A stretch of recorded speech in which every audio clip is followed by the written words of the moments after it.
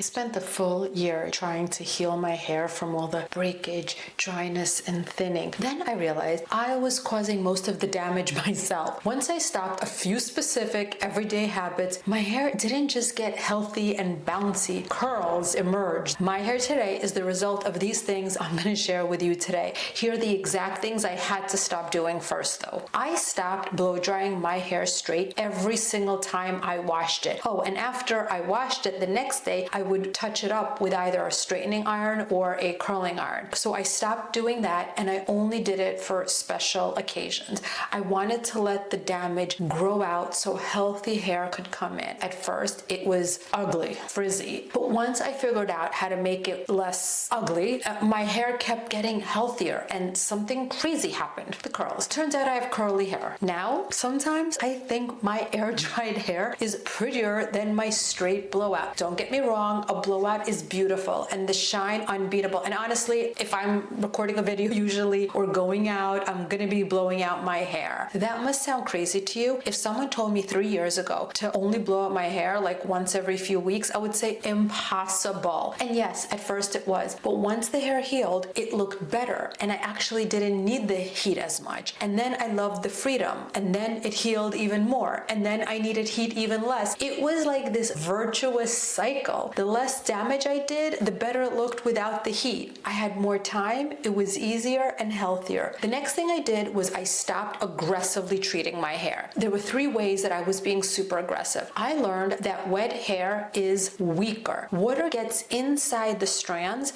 and loosens some of the connections holding the proteins together inside the hair. So now the hair stretches instead of resisting. See, dry hair fights back and you feel it, so you stop. Wet hair just gives and breaks because the bonds inside the hair have been temporarily broken by the water. So now what I do is I either detangle in the shower with the conditioner still in using a very wide tooth comb. And you know, the conditioner, it lets the strands slide past each other instead of catching or breaking. Or if I brush my hair when I get out of the shower, I only do so after I apply some sort of conditioner or something with slip like a serum or oil so the brush glides and doesn't break my already weakened wet hair. Also, when I brush my hair, I take small sections of my hair and I slowly start brushing from the bottom. I get out the tangles on the bottom and then I work my way up and I do it in sections. I remember when I was younger and I was rushing in the morning, getting kids ready for school, getting ready for work. I used to take the 6:30 a.m. train every day to Manhattan and I would have a full face of makeup, hair, heels, pantyhose, you name it, ready for the day. And I was rushing, adrenaline was rushing, cortisol was high, and I used to do this fast with my hair, rough, quick. Yeah, no more. And I know this seems really small, right? Well, fun fact, people comb their hair an average of 1.7 times a day, about 16 strokes per session. That's roughly 6,000 passes through your hair a year. So that changes the something really small to something you do 6,000 times a year. The next thing I stopped was ripping my hair with my rough terry cloth towel. I used to towel dry my hair and rub my hair between my towel to dry it, fast, rough, because always on the go. No more. Now I'm gentle and I only use a microfiber towel that won't pull my hair. Similarly, you move your head all night and every time you do, your hair drags across the dry cotton pillow. So I use a silk cap, and if I'm not wearing a silk cap, I always have my silk pillow on. Silk is smoother than cotton, so hair slides instead of catching. The next thing I stopped, you're gonna hate me for this, long stretches in the summer sun. See, older hair is different than younger hair. It's weaker. The proteins and the bonds inside the strands are already more damaged. So the things I got away with in my youth, they do a lot more damage now. And UV from the sun really does damage our already weakened hair. So now I protect my hair from the sun. Not in a neurotic way, but in the summer months, if I'm gonna be outside for a prolonged period of time, I wear a hat with UV protection. Actually, I don't know why I said not a neurotic way. I kind of do this in a neurotic way, but also for my face, but my skincare, that's a whole other thing. And by the way, it's worse if you're gray. Melanin inside the hair is like a natural protectant. It absorbs and neutralizes UV damage. Well, I don't know if you could tell, but I don't have any melanin in some parts of my hair. The next thing I stopped was just relying on regular conditioner. Yes, it's quick and easy, and once a week I do just condition, rinse, and go. I more rely on a deep conditioning mask. Now, this in the beginning was such a pain because I was very serious about this. I would wash my hair, I would get out of the shower, apply a hair mask, let it sit for 20 minutes, and when you're all dry and toasty, you gotta get back in the shower to wash it out. It sucked, but I did this once a week for a long time. Now that my hair is pretty much healed and healthy, I do a deep conditioning mask once a week in the shower for 5 minutes, and while I do that, I'm scrubbing my dead skin cells or I'm shaving. And by the way, as we age, our skin cells turn over less. So if you want to keep that youthful, soft skin, you kind of have to, do some scrubs once in a while to help it with the turnover.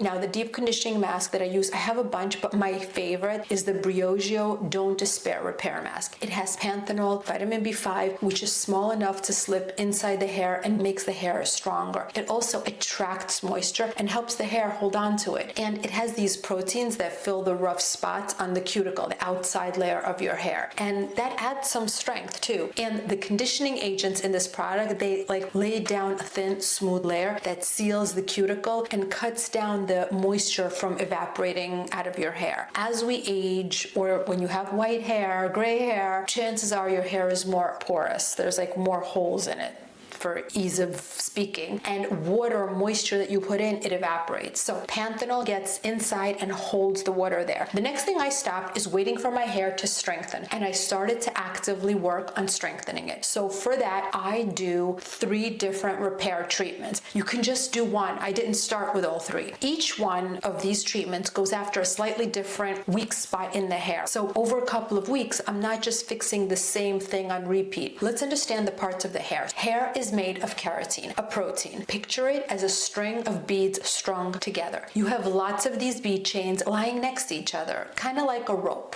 What keeps those strands locked together are 3 kinds of connectors. Basically, 3 kinds of bonds hold those proteins together. The 3 types of bonds are hydrogen bonds. They're the weakest connectors. They break when the hair is wet, and they reform when your hair is dry. So your hair remembers whatever shape it dried in. That's why a blowout works. Then there's the ionic bonds. They're sensitive to pH, so very acidic or alkaline products can either loosen it or tighten it. And the disulfide bonds, they're the strongest connectors.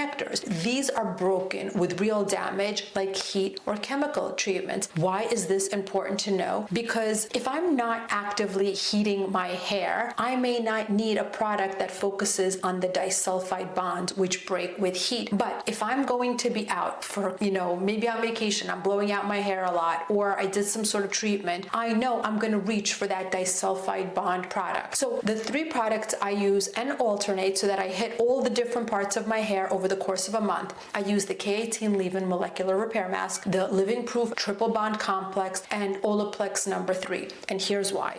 K18 targets the bead chain itself, the actual keratin protein. Their peptide is designed to slip into the cracks in the broken protein and reconnect those broken sections from the inside. Living Proof Triple Bond Complex, just like the name says, it focuses on those 3 connectors between the protein chains. It's built to support all 3 bond types, hydrogen, ionic, and disulfide.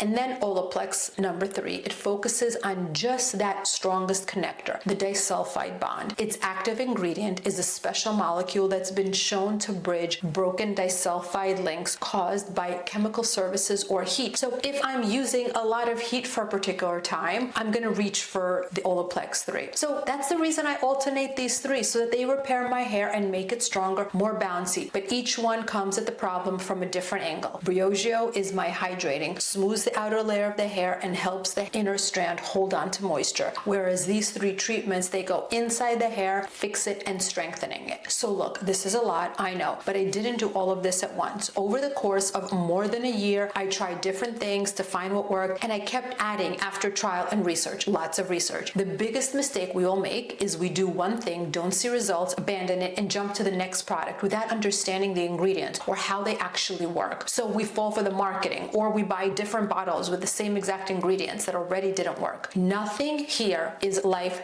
changing. It's small changes over a long period of time, much longer than you think. And the one thing that I've been doing the longest, longer than anything that I talked about in this video, is how I deal with hair density and thinning. You know, all the damage repair in the world that we do to the hair itself won't matter if we're losing hair at the root. And my scalp routine is the exact reason I've been keeping my hair full through this perimenopausal period. So click on this next video to see how I work on my hair from the inside. So nothing to do with the video. I want to share a fun fact or a random rant after each video so we can get to know each other, or you can get to know me. So my fun fact today is, maybe it's a little sad, maybe it's actually not fun.